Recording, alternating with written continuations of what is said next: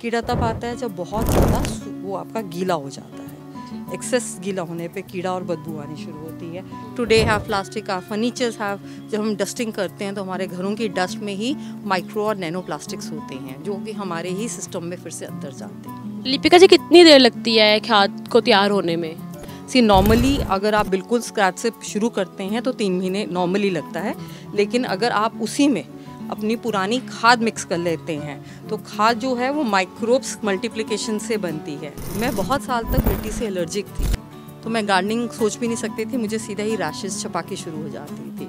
लेकिन kitchen garden का काम करने के बाद आई हैव सीन मेरी इम्यूनिटी इंक्रीज़ हुई है। मतलब मैं मिट्टी में बिना ग्लव्स पहने तो काम करती हूँ। ओवरऑल जो मुझे हेल्थ के इश्यूज़ थे वो भी धीरे धीरे रिजॉल्व होने शुरू हो गए हैं। डॉक्टर थे बेटे के, वो बहुत कच्ची सब्जियाँ खाता था, तो डॉक्टर ने मुझे कहा कि बाज़ार से आप उसको पत्तेदार सब्जियाँ ना खिलाइए, बहुत गंदे पानी में धुली होती हैं। सो आप अपना किचन गार्डन तैयार करिए। घर की भिंडी मेरे बच्चे कच्ची तक कोशिश उनकी होती है खा लें। घर की सब्जियों में स्वाद बहुत ज़्यादा होता है एंड बेस्ट पार्ट इज़ कि मार्केट में पड़ी हुई वो बासी होती हैं, तो घर में तो बिल्कुल फ्रेश तोड़ा उसी समय बनाया और कंज्यूम कर लिया। मैं एक चीज़ और पूछना चाहूँगी गीतिका जी, जैसे कि लोग गमलों में लगाते हैं, लेकिन आपने ग्रीन बैग्स के बारे में थोड़ा सा बताएं कि इस बैग्स में सब्जियां लगाने क्यों जरूरी है? देखो, आपने ग्रीन हाउस इफेक्ट का बारे में सुना ही होगा। ये देखिए, ये जो दाना है ये पंछियों के लिए है, लेकिन ये कहाँ पर रखा हुआ है ये सबसे इंटरेस्टिंग बात है। आज सुबह मैडम ने बोला मेरे को एलोवेरा लग रहा है, मैं चाकू लिया, 2-3 पीस काट के दे दिए। वो उसको छील के ना, इसमें से लेस वगैरह निकलती है, वो अपने मुंह पे लगा लो या किसी से हल्दी के साथ मिक्स करके लगा लो, मॉइस्चरिंग कर लेते हैं। बाजार में मिलते हैं सामान, जो भी मिलता है वो पता नहीं क्या है, कौन सा केमिकल यूज़ करते हैं, पर ये तो ओरिजिनल है।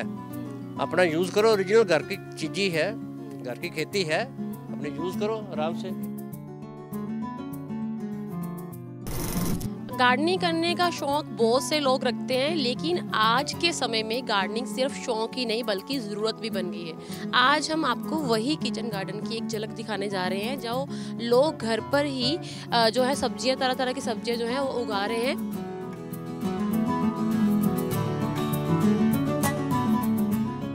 चलिए, आज हम आपको उन्हीं लोगों से मिलवाते हैं जो अपने घर में तरह तरह की सब्जियां जो हैं उगा रहे हैं, ताकि उनके बच्चे जो हैं वो हेल्दी खा सकें। सर, आपका बहुत बहुत स्वागत है नारी पंजाब केसरी पर। सर, ये शौक कैसे शुरू हुआ गार्डनिंग का? एक्चुअली मैं ना एक डिप्लोमा किया हुआ है पंजाब एग्रीकल्चर यूनिवर्सिटी से, जब मैं जॉब करता था। आज मैं रिटायर्ड सिविल इंजीनियर, तो वो किताब मैंने पढ़ के सारा उसका एग्ज़ाम भी दिया हुआ है एग्रीकल्चर का ऑनलाइन। तो उसके बाद मैंने सोचा क्यों ना घर में ये काम शुरू किया जाए। हम गार्डनिंग करते हैं, लेकिन गार्डनिंग में कैसी मिट्टी यूज़ होनी चाहिए इस बारे में हम लिपिका जी से जानते हैं। लिपिका जी, हमें ये बताइए कि जो मिट्टी है, जो हम पौधे उगाते हैं, उसके लिए कैसी मिट्टी होनी चाहिए, और अगर हमने घर पर खाद बनानी है तो उसमें क्या क्या चीज़ें जो हैं वो ऐड होनी ज़रूरी हैं? राइट। मिट्टी जो है वो आपकी पौष्टिक होनी चाहिए। उसमें अलग अलग तरह के सूक्ष्म कीटाणु, माइक्रोब्स जिसको कहते हैं, जितना ज़्यादा उसमें माइक्रोब्स होगा उतने न्यूट्रिएंट्स वो प्लांट को प्रोवाइड कर पाएंगी। और उसके लिए एक काम जो मैं रेगुलर में करती हूँ, मैं घर पे खाद अपनी किचन जो वेस्ट है, मेरा किचन वेस्ट आप देखें पूरा घर पे ही कंपोस्ट होता है। इसमें हम क्या करते हैं, मैंने अलग अलग तरह के कंपोस्टर्स यूज़ किए हैं। अगर आप ये देखो, ये मिट्टी के घड़े में हमने छेद किए हैं ताकि उसमें एरिएशन हवा जा सके जी। और उसमें हमने कुछ सूखे पत्ते, थोड़ी सी प्लांट्स की ही मिट्टी डाल के, किचन वेस्ट जो भी था हमारा, छिलके, सब्जियों के, फलों के छिलके डाले, और उसके ऊपर हर बार डालने के बाद फिर मिट्टी या सूखे पत्तों से उसकी लेयर करते गए। जब भी मैं डालती हूँ उसको सूखे पत्तों से ढक देती हूँ। तो आपकी जो किचन वेस्ट है वो बहुत गीली या बहुत सूखी नहीं होनी चाहिए, क्योंकि उसमें से अपना पानी काफ़ी छूटता है। तो उसमें सूखे पत्ते मिक्स करने से, सूखे पत्ते सबसे ज़्यादा न्यूट्रिशियस होते हैं पेड़ों के, या इवन जो हमारे प्लांट्स होते हैं, तो उसकी भी खाद में न्यूट्रिएंट्स ऐड होते रहते हैं। और एक चीज़ जो कभी होता है कि कीड़ा ना आ जाए, नॉर्मली जो हमारी खाद होती है, हम यहाँ पे खड़े हैं तो दैट ऑर्डर ऑफ गंदी जो ऑर्डर आती है, बदबू, वो जब हम उसमें सूखा गीला मिक्स रखते हैं, नमी रखते हैं, तो कीड़ा नहीं आता। कीड़ा तब आता है जब बहुत ज़्यादा वो आपका गीला हो जाता है। एक्सेस गीला होने पे कीड़ा और बदबू आनी शुरू होती है। और फिर इसमें कईयों में मैंने नीम के पत्ते भी मिक्स किए हैं, जो मेरे बाहर नीम का पेड़ लगा हुआ है।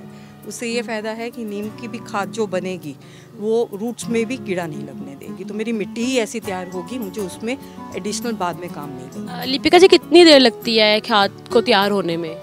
नॉर्मली अगर आप बिल्कुल स्क्रैच से शुरू करते हैं तो 3 महीने नॉर्मली लगता है, लेकिन अगर आप उसी में अपनी पुरानी खाद मिक्स कर लेते हैं तो खाद जो है वो माइक्रोब्स मल्टीप्लिकेशन से बनती है।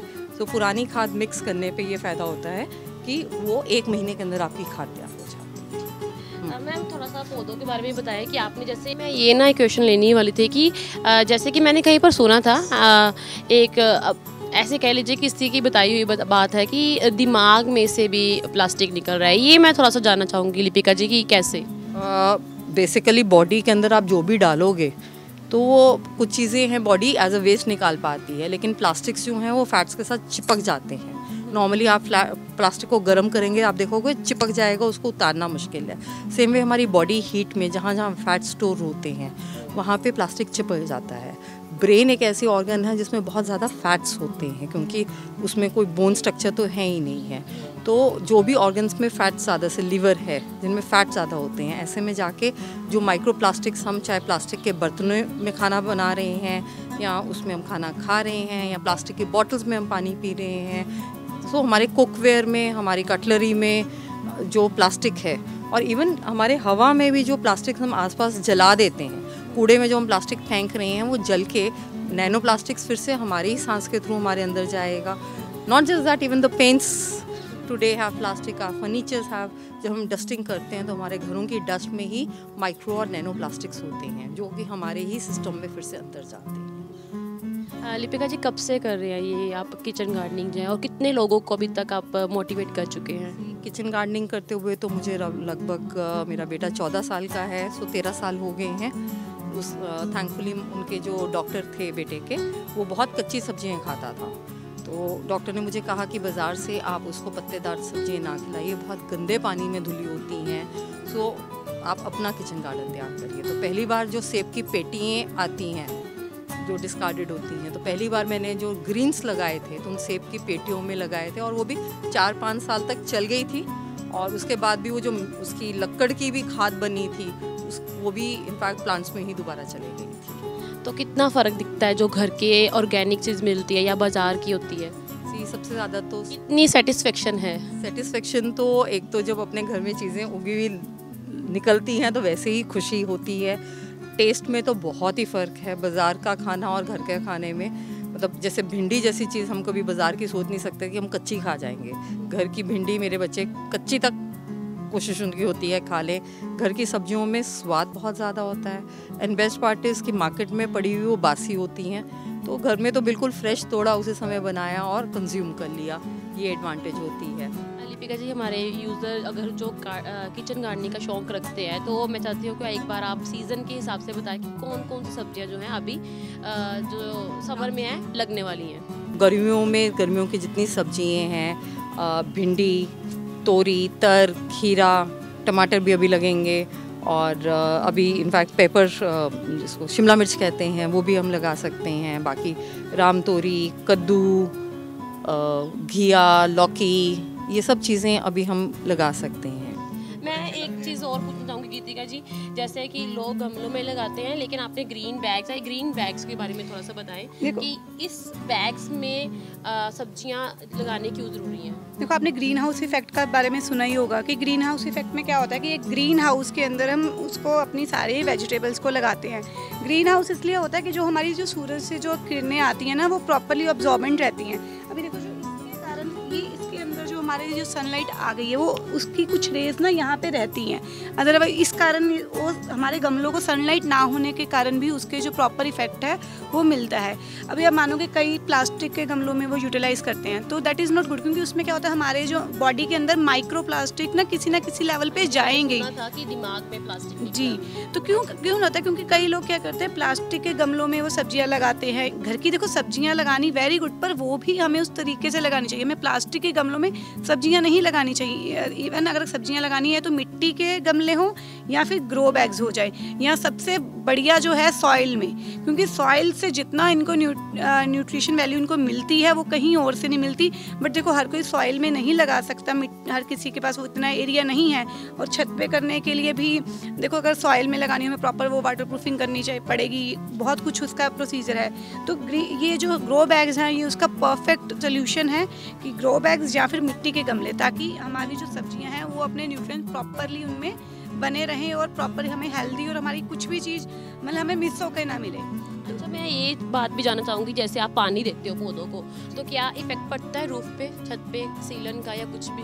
नहीं, इससे इतना कुछ नहीं इफेक्ट पड़ता। 3-4 साल से हम ये कर रहे हैं तो इसका कोई इफेक्ट नहीं है। जिस गमले में पता लगता है, हम देखो वहाँ पे उनके नीचे हमने मिट्टी वो लगाई हुई, ईंटें रखी हुई हैं। कुछ गमलों में जिनको ज़्यादा पानी की ज़रूरत पड़ती है कि अगर जैसे किसी को लगता है तो नीचे एक ना लेयर मिट्टी की रख के ऊपर ईंटें रख के फिर ऊपर लगाओ, क्योंकि पानी इतना देना होता है कि वो पानी उस ये नहीं ना हमने देना कि इसको पूरा भर देना, हमने गमले को उतना ही पानी देना जितना कि उसके लिए ज़रूरत हो। देखो हम पानी पीते हैं, हम प्यास लगने में पानी पीते हैं, हम ऐसे तो पानी पीते नहीं कि पी जाए।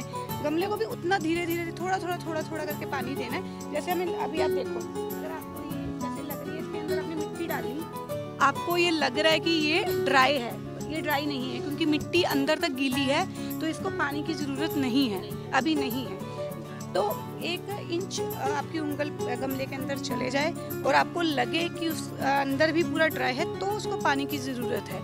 मतलब कई लोग होते हैं रेगुलरली दिन में 2-2 बार गर्मियों में भी पानी दे देते हैं। गर्मियों में तो चलो रेगुलर देना पड़ता है, पर हमें अंदर जब आपको लग रहा होगा कि ये ड्राई है, पर इसके अंदर मैंने हाथ लगाया तो इसके अंदर अभी अंदर जो है मिट्टी गीली है। मतलब इसको हम 1 दिन छोड़ के भी अगर दे देंगे अभी के सीजन में तो ठीक है पानी।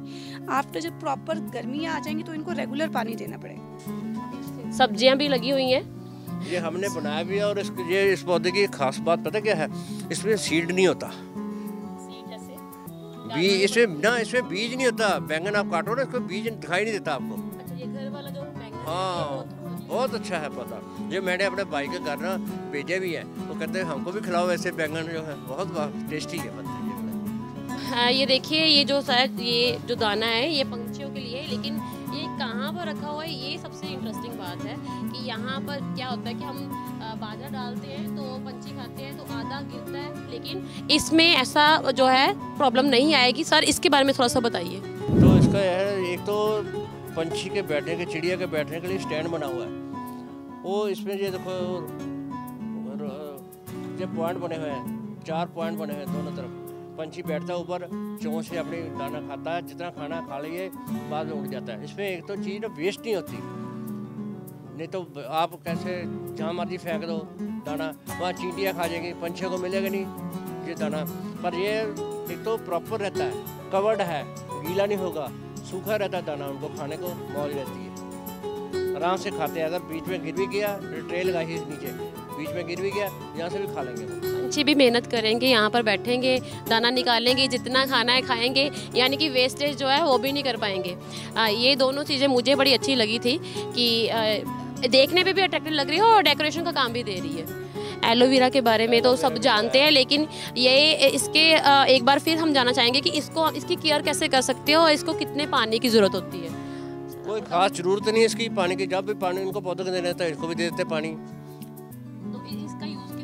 यूज़ ऐसे है, अभी आज सुबह मैडम ने बोला भाई मेरे को एलोवेरा लग रहा है, मैं चाकू लिया, 2-3 पीस काट के दे दिए। वो उसको छील के ना, इसमें से लेस वगैरह निकलती है, वो अपने मुंह पे लगा लो या किसी से हल्दी के साथ मिक्स करके लगा लो, मॉइस्चरिंग कर लेते हैं। बाजार में मिलते हैं सामान, जो भी मिलता है वो पता नहीं क्या है, कौन सा केमिकल यूज़ करते हैं, पर ये तो ओरिजिनल है। अपना यूज़ करो, ओरिजिनल घर की चीज़ ही है, घर की खेती है, अपने यूज़ करो आराम से।